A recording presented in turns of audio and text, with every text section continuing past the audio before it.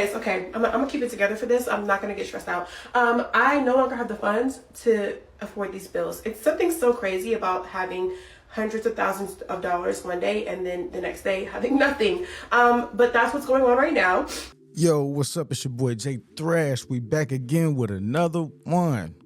What in the world is on my news feed, man? This is where I, just scroll through my phone, just going through and seeing what's going on in the world.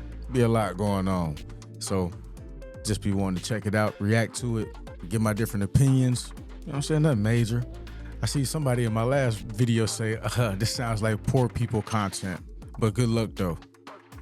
I ain't poor though, so it don't really matter. All right, y'all hit the like button, subscribe to the channel. I appreciate y'all for coming through. You know what I'm saying? It's all love all the time. We trying to get to 16K on the subscriber side. We about 200, less than 200 away. So we're gonna get there. But let's get right to it, man, with no further ado. All right, so this says she was in a relationship with her boyfriend for almost a year. She became unemployed, couldn't afford bills, and was headed towards being homeless. He owned a 3-bedroom house in a nice neighborhood, had a good job and a business. He refused to let her come stay with him. He sat there and watched me struggle, is what she said. Let's check this out. So I ghosted my boyfriend on New Year's Eve, and I have not spoken to him since.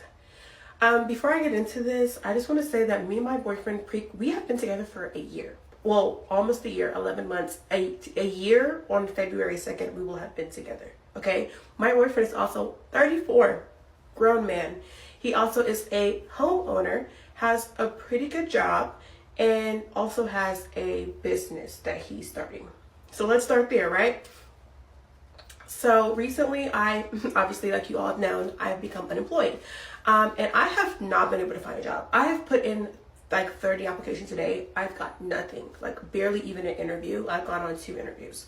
So I've been literally struggling, and I no longer have the funds to afford these bills. Okay. Anyways, okay, I'm gonna keep it together for this. I'm not gonna get stressed out. I no longer have the funds to afford these bills. It's something so crazy about having hundreds of thousands of dollars one day and then the next day having nothing. But that's what's going on right now.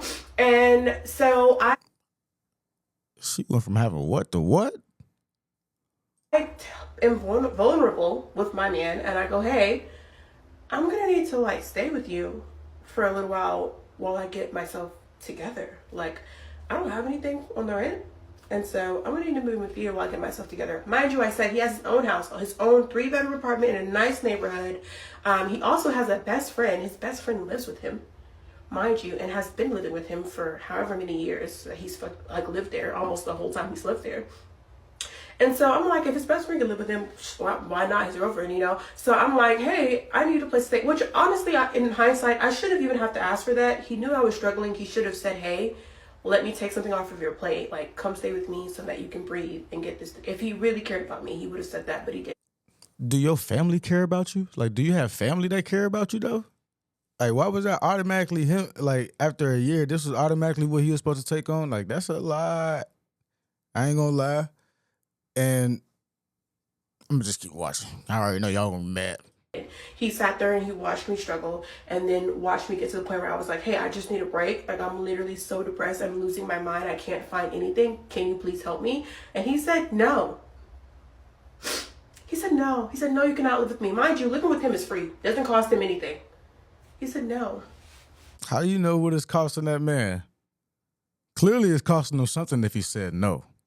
And I'm sorry, I'm just gonna say this, bruh. Men ain't just typically just not gonna help a sister out, like, you know what I'm saying? Especially the one that they doing, they not gonna like that. I'm sorry, we not wired like that. Not no real man. We not wired like that unless we never seen you as somebody like that. Like, you was never about to be somebody to move in with him. Like, he never saw that in the vision. You know what I'm saying?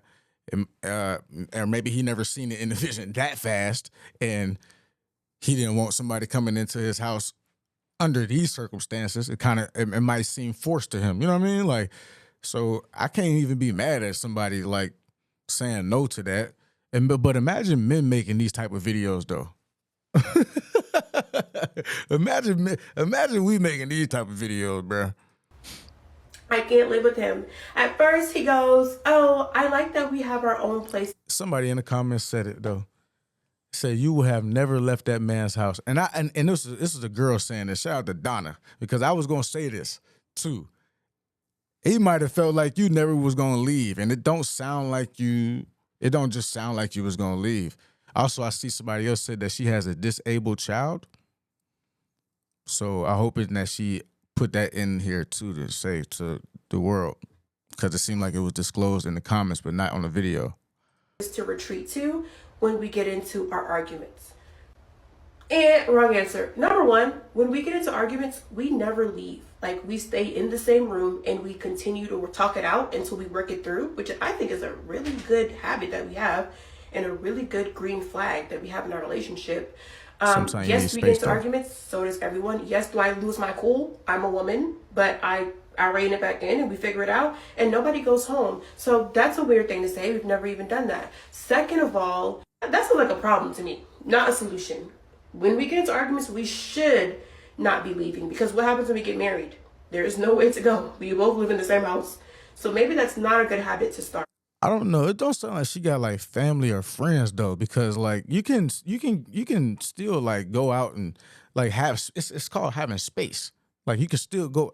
You can go clear your head before you know what I'm saying, go back into the tackle what's going on. Like maybe sometimes you just need to clear your head and not be around somebody. That's perfectly okay. Being that we have not started yet, maybe let's not start that now. On our very first date, I told him that I wanted to be engaged within a year. I said, after a year, I want to be engaged. He said that's plenty of enough time for someone to know whether or not they want to get married or not. So clearly this is he what knew. He said. We have talked about it, I shit you not, probably 10 times throughout this year. And never once did he say, I don't think this is going well enough for that to be a realistic goal anymore. Never once did he say, hey, like, let's pump the brakes. I don't think that we're doing that well for it to get to that. So I'm... because it's really because you not doing that well. He's fine. Somebody else in the comments said, I ain't letting a man move in with me after no year and unemployed. Think if the tables were turned.